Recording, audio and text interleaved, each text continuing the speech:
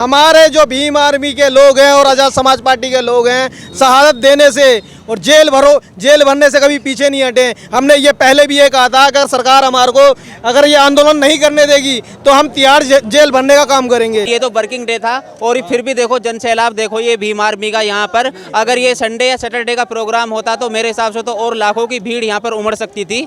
नमस्कार, आप देख रहे हैं न्यूज़ डिक्शनरी। इस समय हम इंदिरा गांधी स्टेडियम में हैं और चंद्रशेखर आज़ाद बखूबी नाम जान रहे होंगे, नगीना से सांसद है और उनकी एक कॉल आई थी 11 तारीख को कहा गया था कि SC ST वर्ग में जो वर्गीकरण को लेकर सुप्रीम कोर्ट का फैसला आया था, उसमें कहा गया था SC ST और दलितों में जितनी जातियां हैं उनको वर्गीकरण किया जाए, जिसको लेकर चंद्रशेखर आज़ाद ने एक कॉल बुलाई थी 11 तारीख को। और आज देख सकते हैं यहाँ पर भीम आर्मी और आज़ाद समाज पार्टी के कार्यकर्ता, पदाधिकारी और जितने भी लोग हैं, ये सब यहाँ पर इकट्ठा होकर उस फैसले के विरोध में आए हैं। देखिए कितनी भारी संख्या में। कहाँ से आए हैं आप लोग? हम किराड़ी से आए हैं। आप सभी लोग किराड़ी से आए हैं? जी, पूरे जितने भी यहाँ से लोग हैं ना, किराड़ी से आए हुए हैं। इस तरह से देख रहे हैं ये जो फैसला है, तो हम यहाँ पे जो बाई की कॉल थी, तो इसलिए हम सब लोग यहाँ पे जमा हो गए और ताकि जो हुकूमत है उसको पता चले कि ये एकजुट है।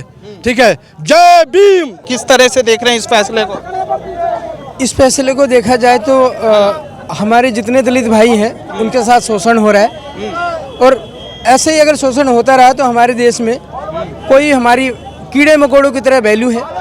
जातिवाद में परिवर्तन मतलब बांट दिया गया है और जातिवाद को लेके जो संघर्ष हम लोग कर रहे हैं इसको हमें आगे बढ़ के चढ़ के देखिए संघर्ष कर रहे हैं और लोगों से बात करेंगे। हमने पहले भी इसका विरोध किया है। आज जो हमारे बड़े भाई चंद्रशेखर आज़ाद जी ने कॉल दी थी कि दिल्ली को नीला करने का, और दिल्ली को नीला करने का किराड़ी परिवार ने काम किया है।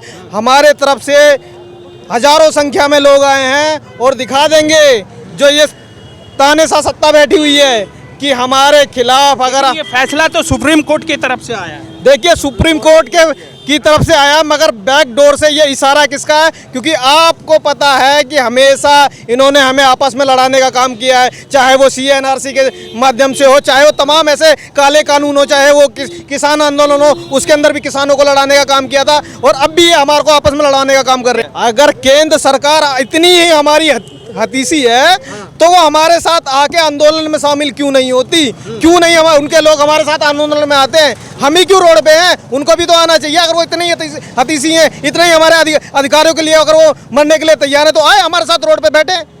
क्या लग रहा है चंद्रशेखर आज़ाद जी इस फैसले को पलटवाएंगे क्या?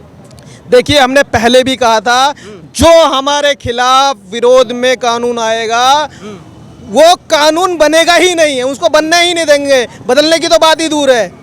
आपने पहले भी देखा था जब ST ST का कानून पास हुआ था, हमारे कई साथियों ने उसके अंदर शहादत दी थी। आज भी वही दिन है। हमारे जो भीम आर्मी के लोग हैं और आज़ाद समाज पार्टी के लोग हैं, शहादत देने से और जेल भरने से कभी पीछे नहीं हटे। हमने ये पहले भी ये कहा था, अगर सरकार हमारे को अगर ये आंदोलन नहीं करने देगी तो हम तिहाड़ जेल भरने का काम करेंगे। तिहाड़ जेल भरने का काम करेंगे, लेकिन ये तो एक जेल भरो आंदोलन की तरह बोल रहे हैं क्या आप? हाँ जी, बिल्कुल जेल भरो आंदोलन की तरह बोल रहे थे, क्योंकि जो सरकार की मंशा है वो ये नहीं चाहती थी कि हमारा आंदोलन हो। इसलिए पहले हमारा आंदोलन रामलीला मैदान में हो रहा था, वहाँ की हमारे को परमिशन की डिनाई करी, फिर यहाँ का हमने परमिशन ली। तो आप चाहते हो सरकार की मंशा क्या है?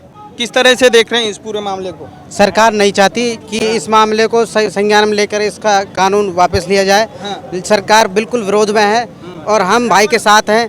भाई जैसा हम आदेश करेगा, भाई के साथ संगठन में खड़े हुए हैं। कहाँ से आए हैं पहले ये बताइए? गाजियाबाद से। गाजियाबाद से क्यों आए हैं? यहाँ पे आए हैं, गाजियाबाद में चंद्रशेखर भाई ने बुलाया था जो आरक्षण से छेड़छाड़ करी थी। अच्छा, सुप्रीम कोर्ट का जो फैसला आया था, हाँ, तो उस फैसले को किस तरह देख रहे हैं? वो जो सुप्रीम कोर्ट का आया उसमें कहा गया कि इसमें वर्गीकरण किया जाए। जी, उसमें वर्गीकरण किया जाए। उससे क्या है कि जो हमारा आरक्षण है उसे और कम किया जा रहा था। और कैसे कम किया जा रहा था? कैसे कम किया जा रहा था? क्या चीज़? किस तरह से कम किया जा रहा था? उसे हमें कोटे में और हमें बांटा जा रहा था और तरीके से। तो ये लग रहा है कि मतलब सरकार के इशारे का फैसला है क्या ये? जी, ये सरकार के इशारे का फैसला है और हम इसे नहीं सहेंगे और इसे जैसे पहले था ऐसे ही करवा के रहेंगे। किस तरह से देख रहे हैं इस पूरे फैसले को, और चंद्रशेखर आज़ाद जी ने जो कॉल दिया उस कॉल को कैसे देखते हैं? क्या लोग पहुंच पाए हैं आज? बिल्कुल सभी लोग पहुंच पाए हैं, पर लेकिन ये तो वर्किंग डे था और फिर भी देखो जन सैलाब देखो ये भीम आर्मी का यहाँ पर। अगर ये संडे या सैटरडे का प्रोग्राम होता तो मेरे हिसाब से तो और लाखों की भीड़ यहाँ पर उमड़ सकती थी, लेकिन ये फिर भी कुछ % लोग नहीं आ पाए हैं जो वर्किंग डे का मामला था। लेकिन फिर भी यहाँ पर बहुत भीड़ है चारों तरफ, क्योंकि यहाँ पर ग्राउंड छोटा पड़ चुका है और वरना बाहर बहुत भीड़ है और अंदर भी बहुत ज़्यादा भीड़ है, अंदर से ज़्यादा बाहर बहुत भीड़ है, क्योंकि अंदर बैठने की व्यवस्थाएं कम है, इसलिए जनता बाहर घूम रही है। कोटे में कोटा, इस फैसले से आप सहमत हैं या किस तरह से देख रहे हैं इस पूरे फैसले? नहीं, हम सरकार के फैसले से बिल्कुल भी सहमत। सरकार का तो फैसला आया ही नहीं इसमें। नहीं, सरकार का फैसला आया था इसमें, जो इन्होंने क्रीमी लेयर का वो दिया था, तो ये क्रीमी लेयर को सरकार जैसा का वैसा करे।